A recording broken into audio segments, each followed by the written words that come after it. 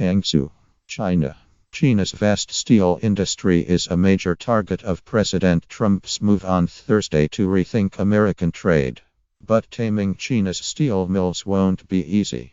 And the hulking shell of a steel mill here in the eastern part of the country shows why. The Hangzhou Steel Mill, a vast labyrinth of blast furnaces, warehouses, chimneys and worker dormitories covering hundreds of acres, was one of Mao Zedong's favorite projects. Built in just 13 months in the late 1950s, it once employed 25,000 workers. Pollution and the march of progress made the mill a liability. But closing a mill eliminates well-paying jobs. A central reason China keeps factories churning out steel the world doesn't need. When authorities do manage to shutter a plant, it is a costly ordeal, as the story of Hangzhou shows. With the help of a $34 million grant from government officials, the Hangzhou plant owner, Hangzhou Iron and Steel Group, offered the 12,000 remaining workers lavish severance benefits and pensions. "I don't have to wake up early," said Tang Gamin, 49, who had labored at the blast furnaces since he was 18 years old. He received nearly 6 years' pay from the company as severance, and when he turns 50 in a few months, he will be able to collect an inflation-adjusted pension from the government equal to 90% of his previous pay for the rest of his life. "I sleep till I wake and don't have much to worry about," he said, while doing his family's morning vegetable shopping at a street market. "I miss the factory, but that time won't be back again." Invoking an obscure trade law, President Trump signed an executive order on Thursday for a 270-day review to determine whether steel imports were harming national security. If the Commerce Department does find harm, Mr.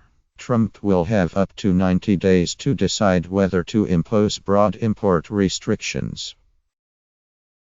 China is an obvious target of the order, though the impact could ripple worldwide. While only about 2% of American steel imports come directly from China, global steel makers and industry experts blame China for shipping its surplus steel to other countries, which drives down prices and prompts those countries to further process the steel into high-value products for export to the United States. The Trump administration, which has made it clear that it will take a more aggressive stance on steel, has suggested it could bring trade actions against those countries as well. China denies that it sells excess steel to other markets below the cost of making it, a move called dumping. But China does concede that it has too many steel factories making too much steel. The trick is trimming that excess capacity, which is proving to be neither easy nor cheap. Steel making represents a reliable source of high-wage jobs in a country where economic growth has slowed compared with previous years. Steel also remains a key material for China's manufacturing sector, the world's largest. "Steel is the food for China's industry," said Wang Gaoqing, the research director at the Lang Steel Information Research Center, a Chinese industry group in Beijing. "It is in a key position for China's development and infrastructure." The steel industry in the United States employs about 140,000 people, or less than 0.1% of the American workforce. China's steel makers, by contrast, employed 4.7 million workers in 2014, the last official figure released, or 0.6% of China's labor force then. Nearly 60 years after Mao's drive to make China a steel giant contributed to a famine that killed millions of people. The country now makes as much steel as the rest of the world put together. Today, China's steel sector represents the sort of bloated, wasteful industry that people both inside and outside the country say is holding back economic development. China in early 2016 committed to closing steel mills representing 100 million to 115 million tons of capacity over 5 years, or roughly a tenth of its capacity then. China closed 65 million tons of capacity last year, and plans to close another 15 million tons this year, according to a speech in early March by Premier Li Keqiang.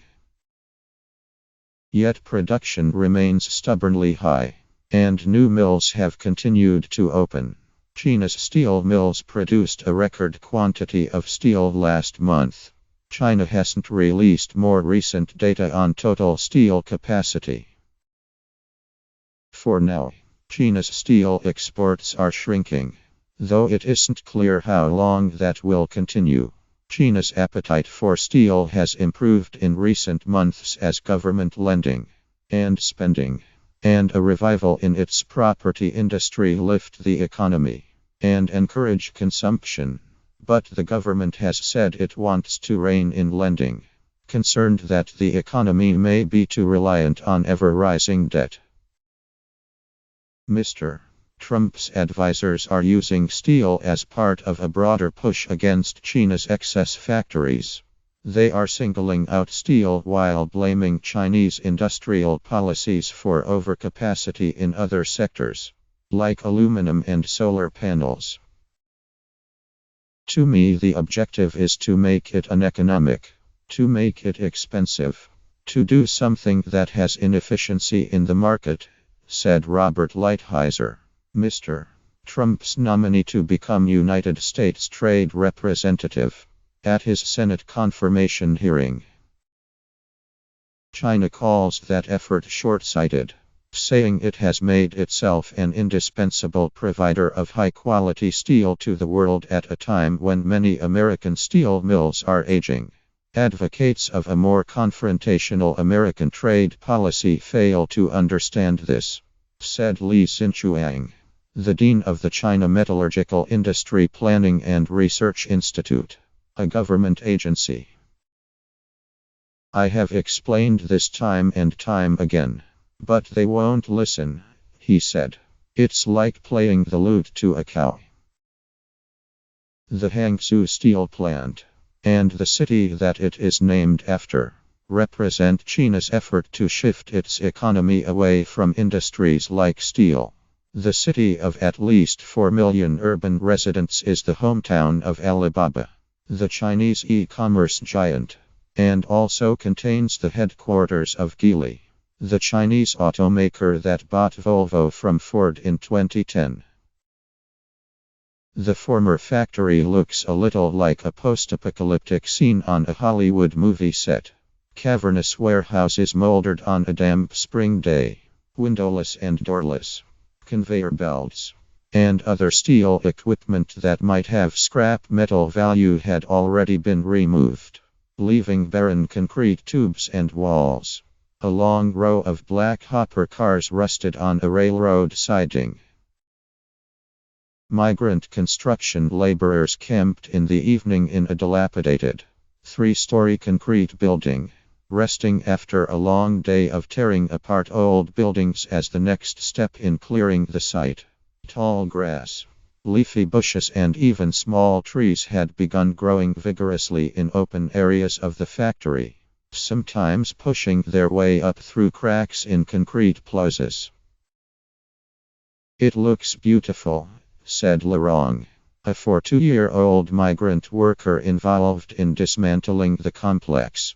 I even told my wife and kids about it.